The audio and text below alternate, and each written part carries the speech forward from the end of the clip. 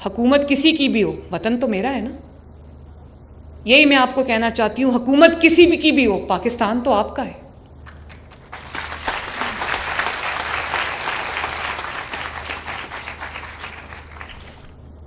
और आजकल बहुत से नौजवानों के ठेकेदार बने हुए हैं, मैं नाम किसी का नहीं लेना चाहती, लेकिन उन ठेकेदारों ने क्या तालीम दी बच्चों को।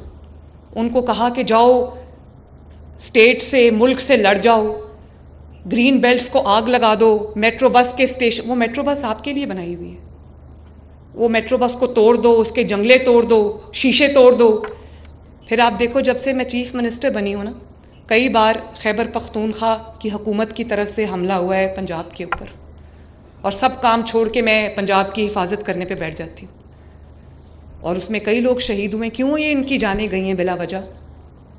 तो मैंने तो कभी अपने बच्चों को नहीं कहा कि हाँ इख्तलाफ रखो, वो आपका हक है, लेकिन इख्तलाफ में, सियासी इख्तलाफ रखते रखते तहजीब का, तमीज़ का और लॉजिक का दामन हाथ से नहीं छूटना चाहिए।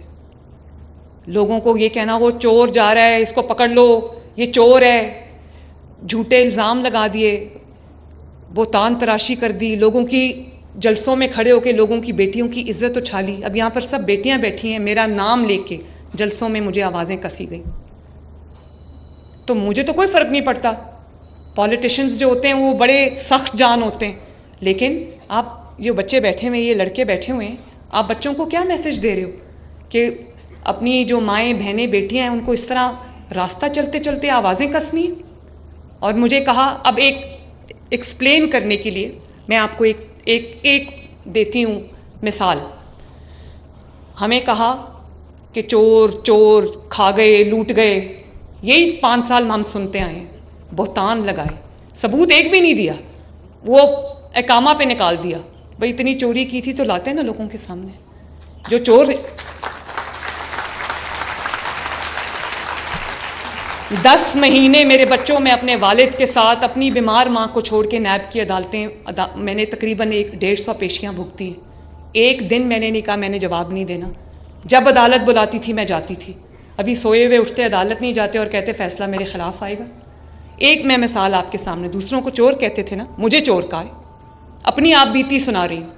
मेरे ख़ानदान को चोर कहा, अल्लाह ताला के फजल से एक पाई कभी साबित नहीं कर सके। हालांकि पाकिस्तान का कोई मंसूबा उठा के देख लो, चाहे वो मोटरवे हो या वो मेट्रो बस हो या वो ऑरेंज लाइन हो या वो सड़कों के वो जाल हों जो पूरे पाकिस्तान में बिछाए हुए हैं, या वो बिजली 14,000 मेगावाट बिजली के कारखाने हों, कुछ भी उठा के देख लो, ये सब चीज़ें नवाज शरीफ की बनाई हुई हैं, पाकिस्तान मुस्लिम लीग नून की बनाई हुई हैं। अगर इतने बड़े बड़े प्रोजेक्ट्स बना दिए, पाकिस्तान को सजा दिया, और एक पैसा आप करप्शन का नहीं निकाल के ला सके चोर चोर कहने के बावजूद, और आपको इकामा पे निकालना पड़ा, तो आप सोच लो कि वो चोर चोर के नारे के अंदर क्या हकीकत थी।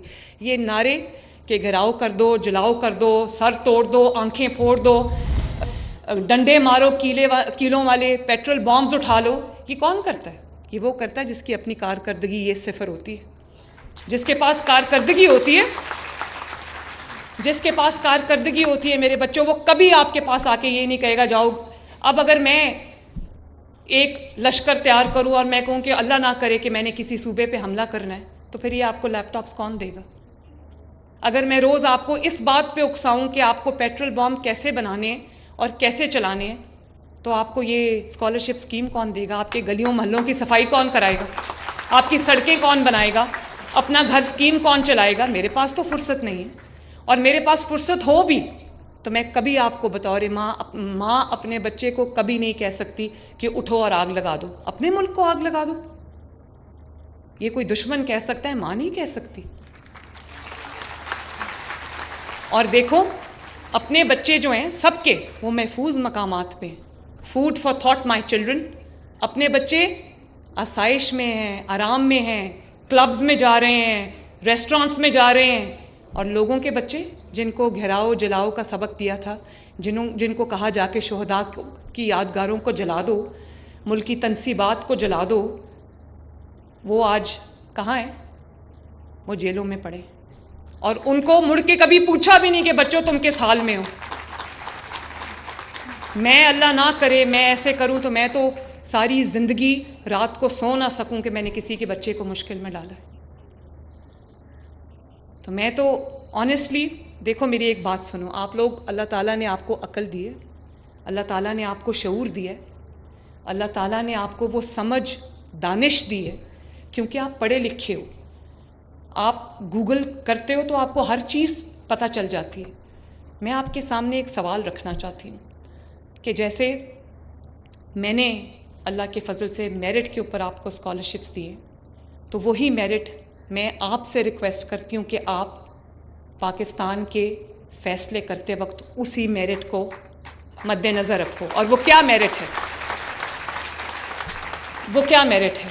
वो ये मेरिट है कि आप ये देखो कि आपके लिए काम कौन कर रहा है, आपके लिए दिन रात किसने एक किया हुआ है, कौन आपके लिए स्कॉलरशिप्स लेके आ रहा है, कौन आपके लिए लैपटॉप्स लेके आ रहा है, कौन आपके गली मोहल्लों की सफाई करा रहा है, कौन आपकी सड़कें बना रहा है, कौन आपकी इकॉनमी को जो है वो मुश्किलों से निकाल रहा है। मैं चाहती हूँ कि ये मेरिट जो है वो आप इस चीज़ के ऊपर अप्लाई करो और मैं आपको जवाब दूँ। चीफ मिनिस्टर बनने का ये मतलब नहीं होता कि इंसान बादशाह बन गया। मैं आपको सबको जवाब दूँ। मैं अपनी कारकर्दगी 10 महीने की लेके आपके सामने आई, दूसरों को भी कहो अपनी कारकर्दगी लेके आपके सामने आए।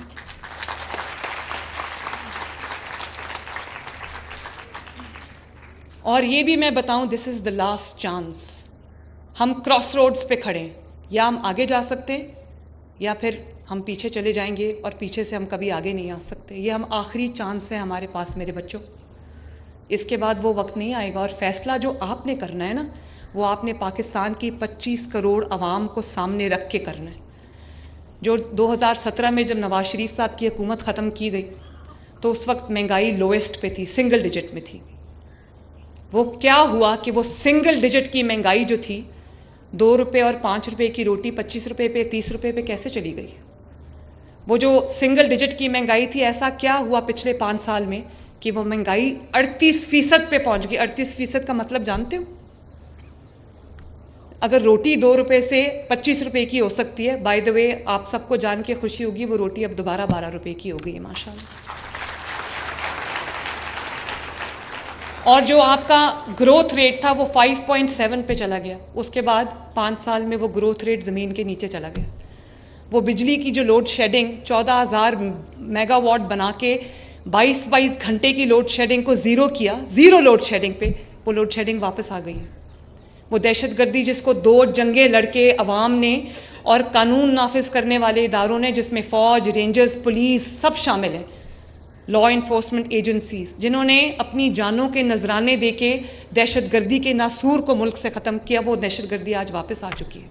बलूचिस्तान को भी दहशतगर्दी का सामना है, खैबर पख्तूनख्वा को भी दहशतगर्दी का सामना है। लेकिन बजाय इसके कि तवज्जो दहशतगर्दी से आवाम को बचाने पे हो, सारी तवज्जो इस बात पे रखी हुई है कि आग कैसे लगानी है, फितने को कैसे प्रमोट करना है, इंतशार कैसे फैलाना है। मैं तो हैरान हूँ कि क्या ये डरते नहीं, ये सोना नहीं होता रात को, अल्लाह ताला को जवाब नहीं देना होता? तो मैं ये समझती हूँ कि आप लोग अक्लमंद बच्चे हो। आप लोग जब मेरिट पे आपको स्कॉलरशिप मिलता है, तो आप जब अपने मुल्क के लिए फ़ैसला करने जाओगे तो क्या फ़ैसला करोगे वो मैं आप पे छोड़ती हूँ। लेकिन उस फैसले पे 100% मेरिट अप्लाई करना। जो भी आपका फ़ैसला होगा मुझे खुले दिल से मंजूर होगा। आपने सियासत को भी मेरिट की नज़र से देखना है। ये नहीं हो सकता कि एक बंदा 5 साल दिन रात सर फेंक के काम करे, मुल्क को मुश्किलात से निकाल कर बाहर ले जाए, और उसके बाद 5 साल के लिए कोई दूसरा 4 साल के लिए आ जाए, वो कहे ये चोर है, इसका AC उतरवा दूंगा, इसका हीटर बंद करा दूंगा, इसका खाना बंद करा दूंगा, और वो 4 साल बाद कहे कि मैंने इस मुल्क की बड़ी खिदमत की है। हमारी आंखें बंद है क्या, या हमें दिखाई नहीं देता? तो बच्चों, मैंने फिर दोबारा ये कहूँगी, आपका फ़ैसला क्या है वो आपका फ़ैसला है, लेकिन जब आप उस फ़ैसले को करने जाओ तो ये ज़रूर देख लेना कि उस फ़ैसले के आपके वतन अज़ीज़, जिसको हम पाकिस्तान कहते हैं, उसके ऊपर उसका क्या असर होगा। पाकिस्तान के 25 करोड़ आवाम, जिसमें से अक्सरियत गरीब लोगों की है, उस पे उस फ़ैसले का क्या असर होगा। आपने तरक्की का साथ देना है अपनी कामयाबी का साथ देना है, अपने महफूज और खुशहाल मुस्तकबिल का साथ देना है, आपने एक चमकते दमकते आगे बढ़ते पाकिस्तान का साथ देना है, या फिर आपने किसी के बहकावे में आकर जेलों में जाना है। और ये भी मैं एक बता दूं, लोगों को कहा ना चोर है चोर है, आजकल आप सुन रहे होंगे 190 मिलियन पाउंड्स वाले केस की वो चल रही है और फैसला आने वाला है। और कल मैं बड़ी हैरान हुई सुन के जब कहा कि जी वो सीरतुन नबी पे बनी हुई एक यूनिवर्सिटी थी उसको बंद करना चाहते हैं। भाई केस तो यूनिवर्सिटी का केस ही नहीं है। केस क्या है? केस क्या है कि किसी के पैसे आए, आपने बंद लिफाफे में उसको कैबिनेट को भी नहीं पता था उसमें क्या है, और फिर कहा किसी का ज़ाती पैसा है। कोई बात नहीं, किसी का ज़ाती पैसा है तो कैबिनेट में गया उसको फिर, और वो कैबिनेट से अप्रूव कराया, उसके बाद ज़ाती अकाउंट्स में वो पैसा गया ज़ाती, और उसके बदले बनी गाला में ज़मीन मिली, वो हीरे की अंगूठियाँ भी उसी के बदले मिली थी। तो ये केस नहीं है कि यूनिवर्सिटी बनी या नहीं बनी, या यूनिवर्सिटी में क्या पढ़ाया जा रहा है। बाकी यूनिवर्सिटीज़ भी चल रही हैं, उनको कोई हाथ नहीं लगा रहा, इस यूनिवर्सिटी को भी कोई कुछ नहीं कहेगा। बात ये है कि गबन क्या किया है, घपला क्या किया है, उसका जवाब दो।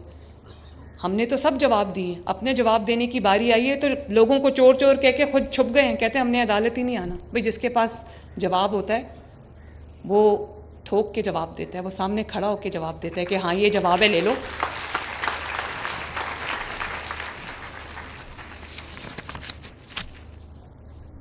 तो सवाल ये नहीं कि इस्लामिक यूनिवर्सिटी क्यों बनाई, सवाल ये कि कैसे बनाई, वो पैसा किधर गया, वो 190 मिलियन किधर गया, और किसने आपको ये इख्तियार दिया था कि वो आप किसी को साइफन ऑफ कर दें।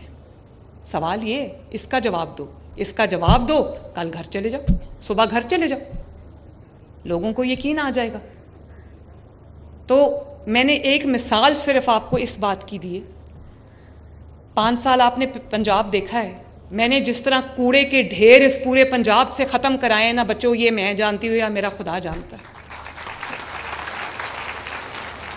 ऐसे लगता था कि अवाम लावारिस है, पंजाब लावारिस है, और पिछले 5 साल किसी ने यहाँ पर काम किया ही नहीं। हर काम को मुझे अब स्क्रैच से, हालांकि तरक्की करता हुआ पंजाब शहबाज शरीफ साहब छोड़ के गए थे, अब मैं आपकी ट्रांसपोर्ट पे भी काम कर रही हूँ, आपकी एजुकेशन पे भी काम कर रही हूँ, आपकी सफाई पे भी काम कर रही हूँ, इंडस्ट्रियलाइजेशन पे भी काम कर रही हूँ, आपके अपना घर स्कीम पे भी काम कर रही हूँ, आपकी रोज़गार की स्कीम पे भी काम कर रही हूँ। तो मेरी बस बात यह है कि बस अपनी आंखें और अपने कान खुले रखना, किसी के बहकावे में मत आना। आपकी एक ही रेड लाइन होनी चाहिए मेरे बच्चों, और वो ये है कि आपने किस तरह अपना मुस्तकबिल संभालना है। अपने माँ बाप ने जो आज तक कोशिशें करके आपको यहाँ तक पहुँचाया, उनका सर आपने किस तरह फ़ख्र से बुलंद करना है।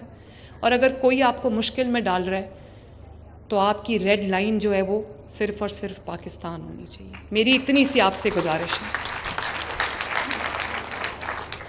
अल्लाह ताला आप सब का हामी व नासिर हो।